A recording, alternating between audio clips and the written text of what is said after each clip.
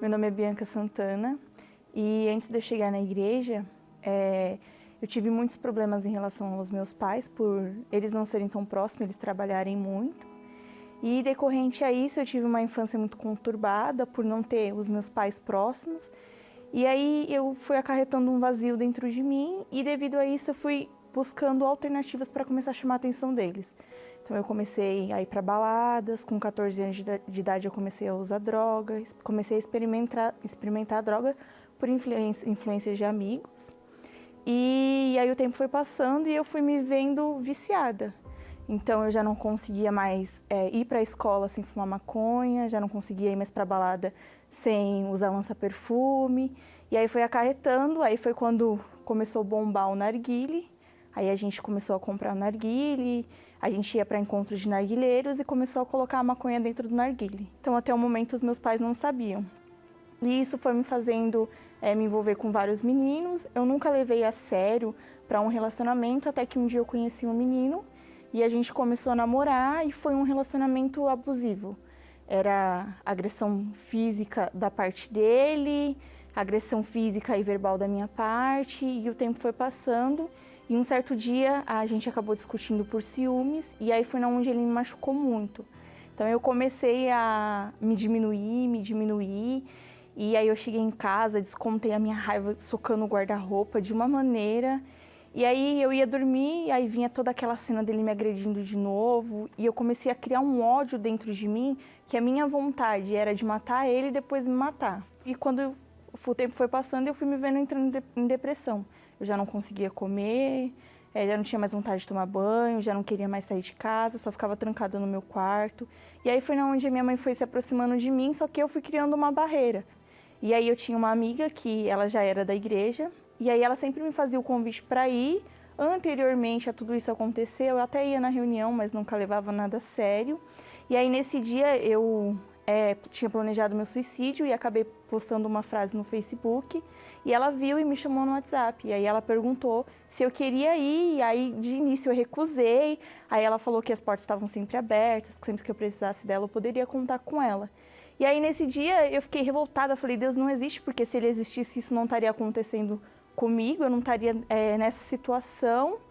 E aí à noite, por eu não conseguir dormir, eu sempre ficava pensando, e naquela noite me veio uma reunião que eu participei, onde o pastor falou que a gente quer cobrar de Deus, mas a nossa vida não está na mão dele. Aí eu falei, então eu acho que Deus realmente está naquele lugar, então eu vou lá junto com ela, e se eu não sair de lá diferente, eu vou me suicidar. E aí, nesse dia, eu fui para a reunião. Ela me levou numa sexta-feira. Eu lembro que quando eu cheguei na reunião, eu já cheguei com o coração palpitando, a mão tremendo, e eu falava para ela, eu tô com vontade de ir embora. Mas, no mesmo tempo, eu quero ficar para ver o que de fato vai acontecer. E aí foi algo que me marcou muito, porque quando acabou a reunião, eu já estava me sentindo bem, já estava me sentindo tranquila, e parecia que eu carregava sacos de cimento nas minhas costas, e aquele dia saiu totalmente. E aí eu cheguei em casa, o que eu não conseguia dormir, aquele dia eu dormi, tanto que no dia anterior eu até perdi o horário, e foi algo que me chamou a atenção. E aí eu comecei a minha caminhada na fé, comecei quarta-feira, comecei domingo, comecei quinta-feira, entender que eu precisava cuidar de mim, e as coisas começaram a mudar, é como se eu tivesse vendada e aquela venda ela tivesse saído. E aí eu comecei a entender a importância de ter vida com Deus e de receber o Espírito Santo. Aí, com 3 meses de igreja, veio a proposta do jejum de Daniel. Depois eu tanto falar, pedir para Deus que eu queria me dar mais, queria fazer mais, veio a proposta do jejum de Daniel. Eu não sabia o que era, o pastor do altar explicou, ali eu falei, é a minha oportunidade.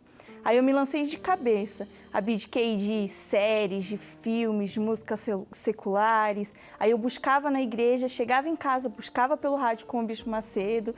E aí eu lembro que estava na última semana para entregar o jejum de Daniel e ia entregar no domingo. E aí, anteriormente a isso, na quarta-feira de manhã, falei, meu Deus, eu não aceito ir para a reunião hoje e não receber o Espírito Santo. Abri um jejum, fiz o jejum. E aí, nessa quarta-feira, eu fui para a reunião decidida. Meu Deus, vai ser hoje. É hoje que eu vou receber o teu Espírito. E aí, o pastor passou a palavra e quando eu fui diante do altar, eu me entreguei 100%. E ali eu tive a certeza de que o Espírito Santo veio sobre mim. Quando eu voltei para o meu lugar, foi assim, uma paz inexplicável, uma alegria que não tem como falar.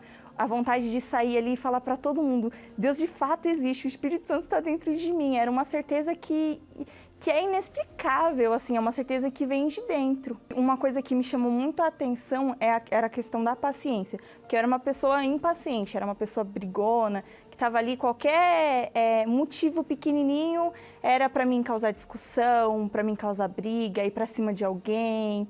E isso mudou totalmente, principalmente dentro da minha casa. E aí, depois de receber o Espírito Santo, de entender que ele era a prioridade, depois de um ano, eu já conhecia o meu esposo, mas aí a gente começou a se envolver, começou a namorar. Em 2017 a gente casou e hoje a gente tem vivido uma bênção. Uma pessoa que lá atrás não queria nenhum relacionamento sério com ninguém, só queria curtir, hoje é casada, né?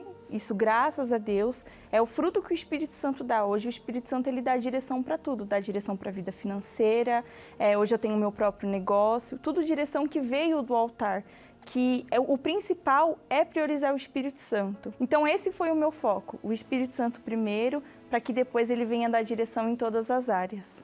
E a dica que eu dou para quem vai participar do jejum de Daniel é não fazer só o que é pedido, mas fazer muito mais, chamar a atenção de Deus. A importância do Espírito Santo hoje, para mim, é tudo. Eu acho que se não fosse o Espírito Santo, eu provavelmente eu nem estaria viva hoje.